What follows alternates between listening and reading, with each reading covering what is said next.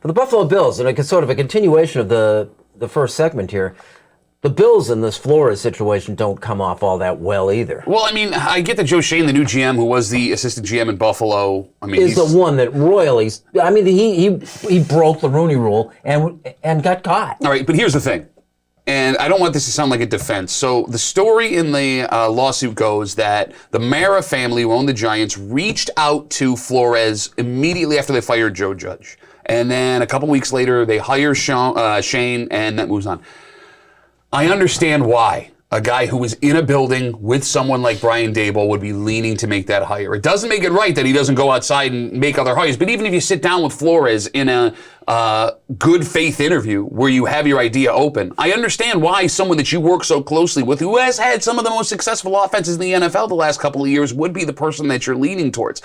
I mean, part of me feels bad, like, for these two guys now that are going to be going in this together because, look, Daboll especially. Yes, I mean, Daboll had nothing to do with any of this. He's an innocent guy in this whole situation. I mean, whether he knew or not, there was no effect he was going to have. And look, he's not going to offer to give up his job for a guy he's competing with. He's going to be compared to Flores for his entire Giants tenure if he's not successful the second he walks through the door. And you're a Giants fan. What's he got to be successful with? Well, I mean, listen, we'll find out who they get as far as their next quarterback is going to be, if it's going to be Daniel Jones or not. But I thought about Daboll for a second when I was thinking about Brian Flores. And I thought to myself, I'm like, here's a guy who gets a shot, works his way through it. Okay, yes, he comes with the GM.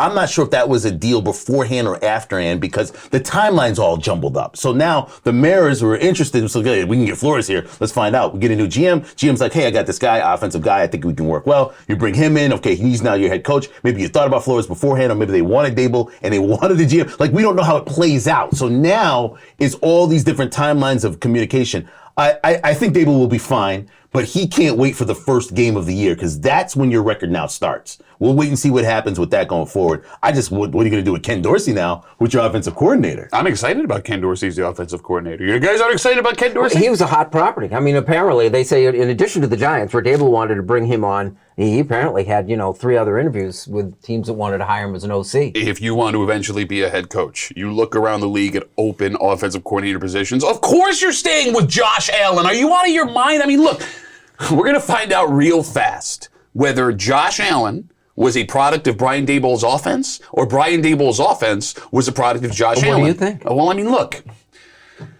this is not Brian Daboll hate. However, you look at the stops that Brian Daboll has made before. He had 2 stops without the talent that he had in Buffalo, obviously. But there's a reason why on his 3rd offensive coordinator run, he got a job as a head coach and not in the first 2. But isn't it refreshing? Like, Dorsey can go at this a little bit different than the way the Bills have attacked KC the last 2 years. Maybe going punch for them may not work a 3rd time. Maybe a different approach with a different OC might work this time.